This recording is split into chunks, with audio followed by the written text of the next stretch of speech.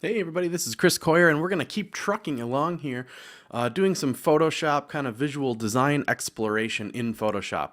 Last video we talked about how that kind of just keeps us thinking creatively, less about code, more about how this thing is going to look. And I was totally excited about this. This is like looking good, a good start to kind of the brand, what's going on here. So let's see. Where's my workspace? Where did you go, buddy? Oh, they're just kind of hanging off of the side here. Okay, you can do? You can go reset big monitor. Oh, but then it reset them all weirdly over here. I just kind of got this Thunderbolt display, and it's very cool. I just haven't gotten it all quite set up yet. Okay, enough of that. One of the things I wanted to do here is just give it a little depth. Well, another one of those early things that I did that I was kind of excited about. Depth meaning like kind of that stack of paper look. So I can just select any kind of layer and hit Command J on my keyboard, and it kind of makes a duplicate copy of it. And then I'm going to nudge over the one that's below, literally kind of below it in the layer palette, which makes it below over here as well, and kind of nudge it away. One of the things in this, I'm in CS6, you kind of always get this when you click onto a layer that's vector, you always get that outline layer on it. You can hit Command H, which is like hide extras or something like that, that gets rid of that. I kind of like it when I'm moving things around to not have that outline there because it just visually looks weird. I'll change the color a little bit, kind of darken it up. And adjust the size, it's the spacing of it so it's very consistent. No, that's the top one. I want to move the bottom one down. Gosh, how tall is this bad boy? I want to move it so that I can see the top of it.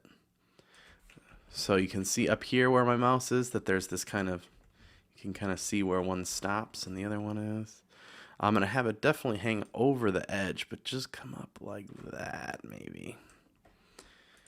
Yeah, so up at the top here, you get this indication that it's kind of this stack that's starting to build up. Let's duplicate that one then. Move the dupe below. Make it even like a kind of darker orange. Well, we have to see it in order to do anything with it. I'll nudge that around so it's consistently down and to the right a little bit more than the previous one was. I think that looks really cool. It gives like some, I don't know, just it's a little bit more interesting than an orange block was. And then we're kind of, when we make a decision like that, we're going to go with these little stacks. That idea can echo itself over and over throughout the site. So it's this like stack of three thing. I'm sure that we can use that as we move along here. One of the ways right away is we can do it on the main content area, which should look cool. So I started out with white, thinking like, when you have content, I mean, reading a blog post and most text on the web, I'm kind of a fan of the dark on light thing. Some like dark gray text over this is a lot easier to read than light text on white over here. Not all the time, but for a site that's so reading focused as CSS Tricks, I think text on white is a good idea. But that doesn't mean that this whole content area has to be white. And in fact, I'm starting to think we should go with kind of a modular approach here, which will probably get sick of me saying by the end of this, but I really like the idea of designing modularly, like basically little squares all over the page that kind of have their own world within them. I think those will be white, but the main content area itself will be a bit tinged gray, so the white can stand off of it a bit. And I kind of like that already, this kind of gray and orange thing going on here. So the tricks, the CSS Tricks thing is kind of the boldest thing that we're looking at, and then everything else is kind of a variation of gray or a darker brand color, which looks pretty cool to me. So let's do that same kind of concept here. Let's move the duplicate below. We'll make it a little bit darker gray. We may have to adjust that, but we'll nudge it over so it has that same kind of down and to the right, the same amount as the logo area up there. I just think this is just cool, there doesn't have to be this like super, weighty opinion or idea of what's going on here. Just like, hey, that looks kind of neat. Like a stack of paper, like a newspaper, like a magazine, whatever. That's pretty good. That Command H thing is still happening. Looks pretty good. I think this one might need to darken up just a little, maybe.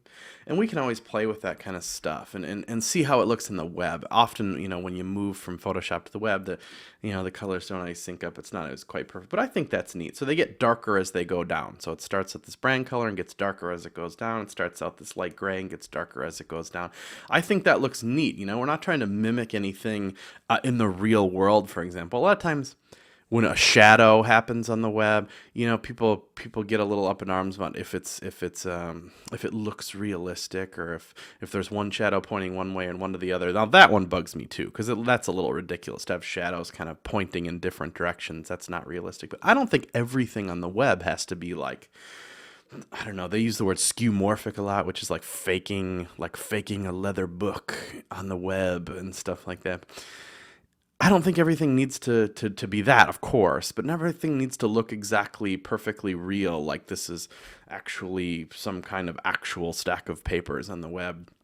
I think referencing that type of thing and making it kind of look like that is fine. You know what I'm trying to say?